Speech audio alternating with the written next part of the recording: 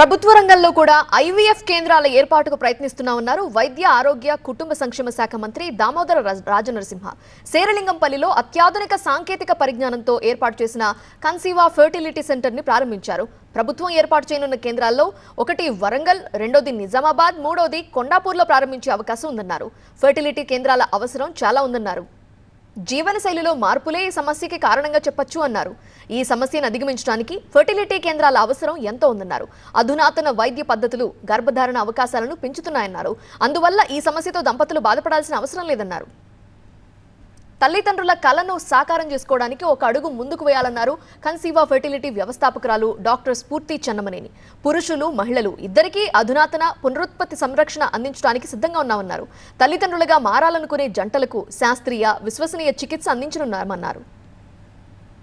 ఈ fertility centre అనేది చాలా అవసరం మన రాష్ట్రానికి, మన రాజధానికి.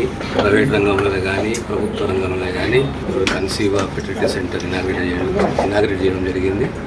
ఐ కంగ్రాచులేట్ స్ఫూర్తి. It's a very good service.